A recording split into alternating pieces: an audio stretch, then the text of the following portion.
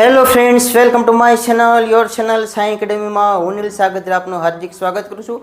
મિત્રો, આજે આપણે MPSW FSW વિશે જે પરીક્ષામાં પૂછાય છે, જે અગત્યના પોઈન્ટ છે તેના વિશે આપણે ચર્ચા કરવા જઈ રહ્યા છીએ. તેના વિશે હું તમને ભણાવીશ. તો મિત્રો, આજે આપણે ગર્ભનિરોધક પદ્ધતિ પાઠ પહેલો છે ગર્ભનિરોધક પદ્ધતિ વિશે, તો એ તમને ભણાવીશ. તો મિત્રો, એમાં શું છે પહેલાં તો કે લાયક દંપતી. મિત્રો, લાયક દંપતી એટલે શું? તો કે સાથે રહેતા હોય. મિત્રો, લાયક દંપતી, લક્ષિત દંપતી અને રક્ષિત દંપતી ત્રણેય વિશે હું આવે છે તમને સમજાવવાનું છે. બરાબર મિત્રો?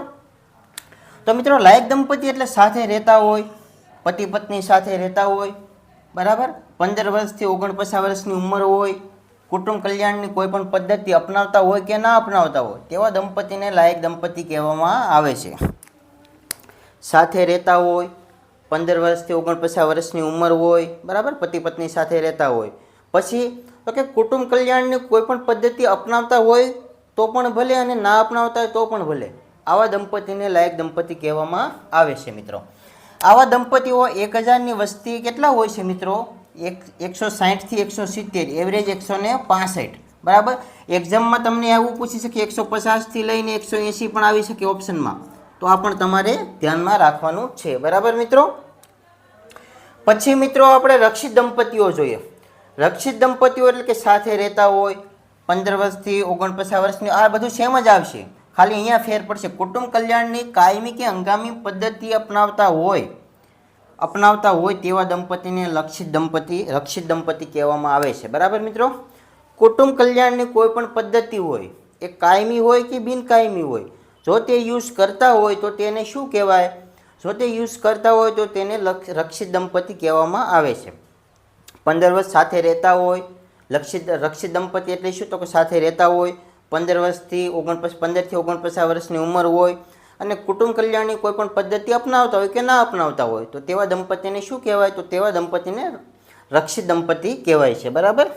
પછી જોઈએ મિત્રો, લક્ષિત દંપતી. તો કે સાથે રહેતા હોય, 15 વર્ષથી 49 વર્ષની ઉંમર હોય, 2 કે તેથી વધુ બાળકો હોય અને કુટુંબ કલ્યાણની કોઈ પણ પદ્ધતિ અપનાવતા ન હોય અને કુટુંબ કલ્યાણની પદ્ધતિની જરૂર હોય તો તેવા દંપતીને લક્ષિત દંપતી કહેવાય છે. હવે તમને સમજાવું કે સાથે રહેતા હોય, લક્ષિત દંપતી એટલે શું? તો કે સાથે રહેતા હોય, બરાબર, 15 વર્ષથી 49 વર્ષની ઉંમર હોય, કુટુંબ કલ્યાણની કોઈ પણ પદ્ધતિ અપનાવતા ન હોય અને 2 કે તેથી વધુ બાળકો હોય અને તેને કુટુંબ કલ્યાણની પદ્ધતિની જરૂર હોય તેવા દંપતીને લક્ષિત દંપતી કહેવામાં આવે છે.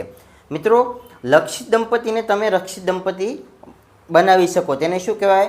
CRP, couple protection rate. બરાબર? Couple protection rate. દંપતી રક્ષિત દર એટલે શું? તો કે કપલ પ્રોટેક્શન રેટ ઇંગ્લિશમાં કહેવાય એને દંપતી રક્ષિત દર. તો કે સમાજમાં ગર્ભનિરોધક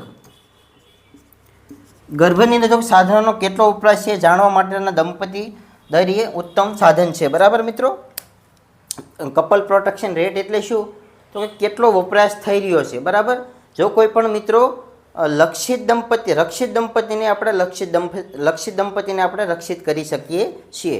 તો મિત્રો, આ આપણે પાઠ પહેલો જોઈએ, લાયક દંપતી, રક્ષિત દંપતી અને લક્ષિત દંપતી. હજી આપણે આના પછીના બીજા વિડીયોમાં આપણે અન્ય ટોપિક વિશે, ગર્ભનિરોધકના બીજા ટોપિક વિશે ભણીશું. બરાબર મિત્રો? તો તમારે શું કરવાનું છે? આ વિડીયોને લાઇક કરવાનો છે, શેર કરવાની છે વિડીયોને, અને ચેનલને સબસ્ક્રાઈબ કરવાનું છે. ઓકે મિત્રો, થેન્ક યુ.